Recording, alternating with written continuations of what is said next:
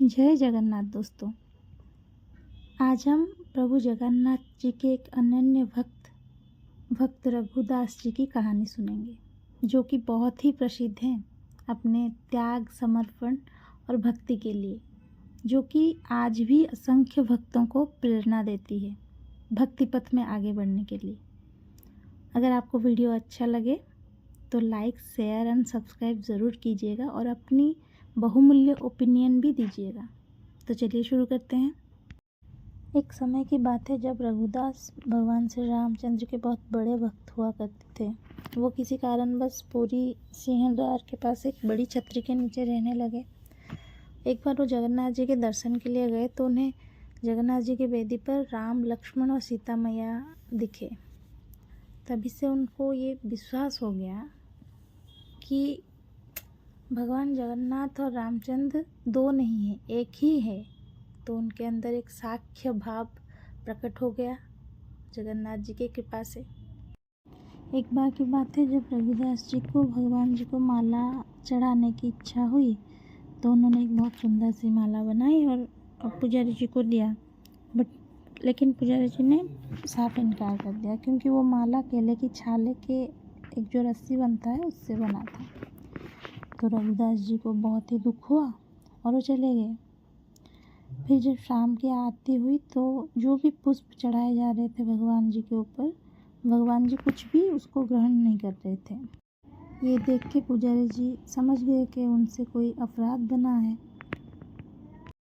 ये सोच के उन्होंने खुद को दंड देने के लिए उपवास कर लिया और सोचे कि अगर मैं रात को यहीं रुक जाऊंगा तो फिर जगन्नाथ जी मेरे सपनों में आके मुझे बता देंगे कि मुझसे क्या गलती हो गई। उसी रात भगवान जगन्नाथ जी प्रकट हो गए पुजारी जी के ख्वाब में और बोले, आपने मेरी भक्त के लाए हुए माले को क्यों ठुकराया? आपने उस माले को बाहरी रूप को देख के ठुकरा दिया, लेकिन आपको उसमें उसका प्रेम और भक्ति नहीं दिखा। अब वो अपने घर में माला पकड़ के रो रहा है, ना खाना खा रहा है, ना सो पा रहा है। तो जब तक उसकी इच्छा पूरी नहीं हो जाती, मैं आपसे कोई माला, कोई फूल स्वीकार ही नहीं करूँगा। पुजारी जी तुरंत ही जग गए और अन्य पुजारियों को सारी बात बताई। तब वे सभी रघुदास के पास गए और अपना अपराध समझाया और उनसे अपनी माला भगवान जगन्नाथ को देने के लिए कहा।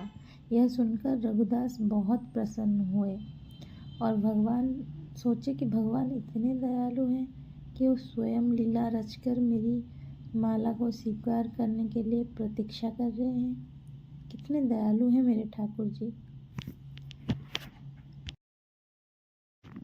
इससे हमें ये पता चलता है कि भगवान कोई बाहरी सुंदरता की प्रतीक्षा नहीं कर रहे हैं, वो तो बस अपने भक्त की भक्ति और प्रेम की प्रतीक्षा कर रहे हैं। जहाँ ये उनको भा जाने वाले प्रेम और भक्ति प्रकट होगी, वहाँ वो भक्त को तार देते हैं, सबसे ऊपर रखते हैं।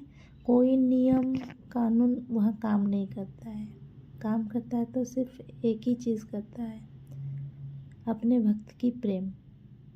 जय जगन्नाथ, जय रघुदास की, जय जगन्नाथ महाप्रभु की जय।